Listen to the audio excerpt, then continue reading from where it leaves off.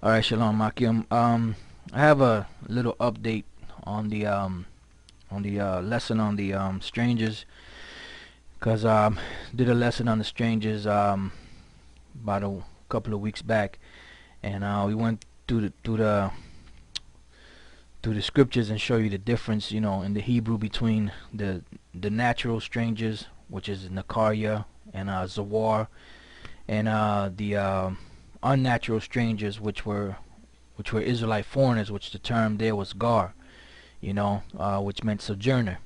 So now, in that lesson, I mentioned that First Kings, the 8th chapter, and the 41st verse, in that book of First Kings, the 8th chapter, this prayer that King Solomon prayed was actually a future prayer.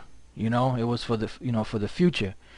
If anything were to occur to Israel, and they prayed to the Most High, if they fall away, if they pray to the Most High, then here in heaven, here in heaven, and bless them, and deliver them from whatever situation they may be in, right?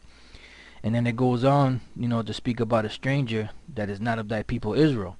And I said it's my personal belief that this word Nakaria for stranger there should not have been there. Should have been the word gar, which means sojourner. And now when you read it, I'll read it and then we'll go into it. This is 1 Kings 8:41. It says, Moreover, concerning a stranger that is not of thy people Israel, but cometh out of a far country for thy name's sake. And I had mentioned that this was talking about an Israelite foreigner, and the reason why it used the word of an actual stranger is because they inserted it in there.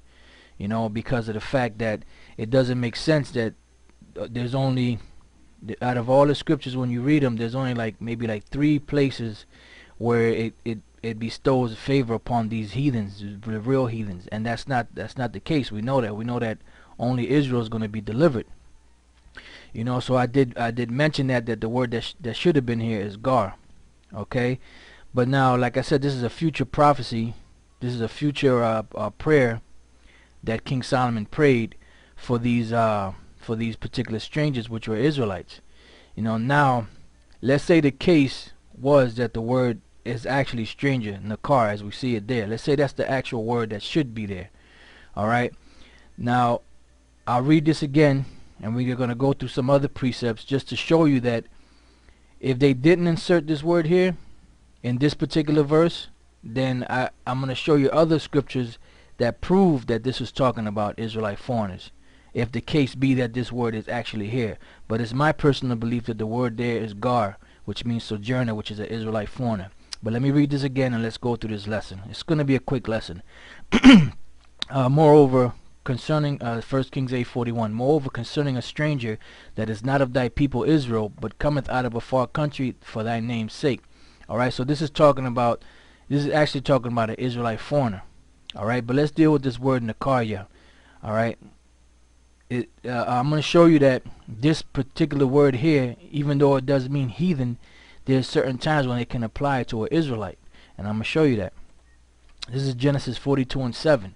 And Joseph saw his brethren, and he knew them, but made himself strange unto them, and spake roughly unto them. And he said unto them, Whence come ye? And they said, From the land of Canaan, to buy food. So it said that Joseph made himself strange unto his brethren, right? And what do you have here? Wayatha nakar. Wayatha nakar. And he strange. So he made himself strange. So this is an Israelite that made himself act like a stranger, like a real heathen to his brothers. So it is possible that Israel can become strange. Alright, so if, like I said, if the case be that word nakar is actually there, this is talking about an Israelite foreigner, in the future that became strange.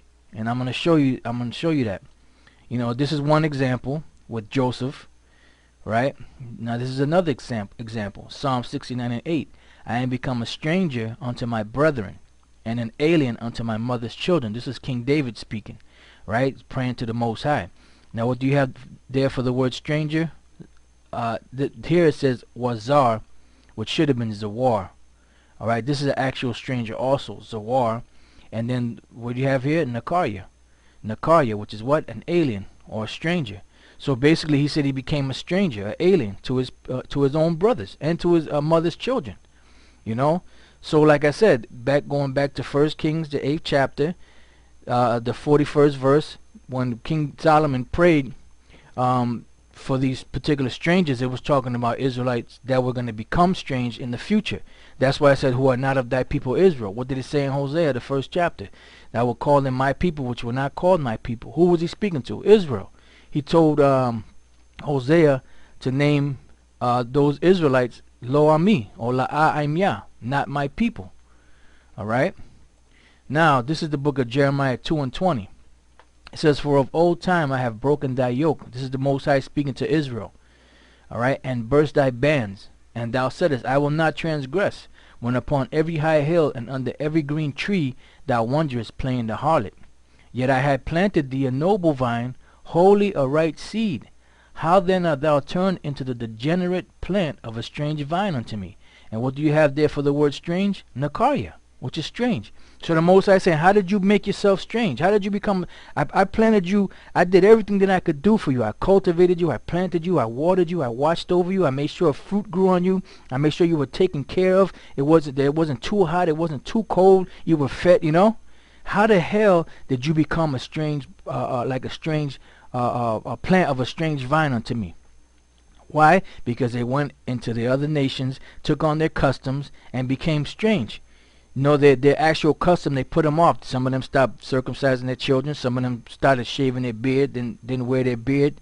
You know, some of them started doing all the customs and manners of the heathen, bowing down to the gods of the other nations. You know, dressing like the other nations. You know, learning the language, acting like, just basically acting like the other people of the other nations. That's why they became strange, because the Most High had set us up to be a holy people above all people that are upon the face of the earth, and he separated us from them. Why? Because he didn't want us to become like those nations. You know, even though it goes deeper than that, because the Most High is the one that actually made us to go off. Like it tells you in the book of Romans, the 8th chapter, that he did it. He made us to go off not willingly, but by reason of the same that have subjected us unto hope. All right. So the bottom line is, that's what happened. Israel became strange, and it's right there. It's out of the Most High's own mouth. He's speaking to Israel. He said, yet I had planted thee a noble vine, wholly a right seed. How then art thou turned into the degenerate plant of a strange vine unto me? Do you got the word right there, Nakaria? Well, how did you become that strange vine? You know, how did you turn into that vine after I planted you and made you a holy people, gave you the law, statutes, and commandments?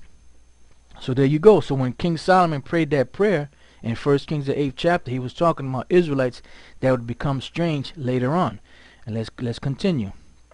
Zephaniah 1:18. And it shall come to pass in the day of the Lord's sacrifice, that I will punish the princes and the king's children, and all such as are clothed with strange apparel. What do you have there? Nakaria.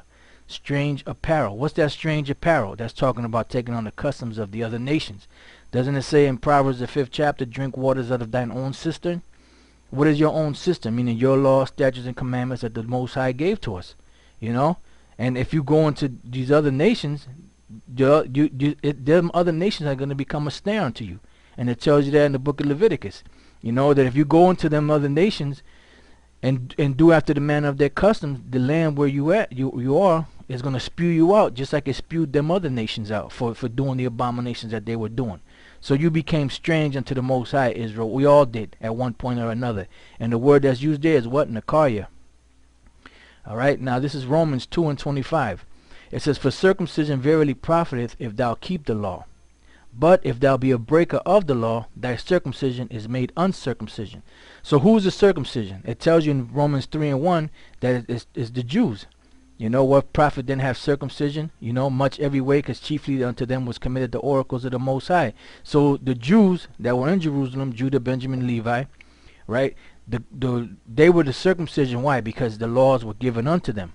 You know, just like at another time when the other tribes that were brought into the land of Assyria, they were given the laws. They were the circumcision, but then they became uncircumcised when they broke the laws. That's why the Lord allowed the Assyrians to come in and take our people out of that land.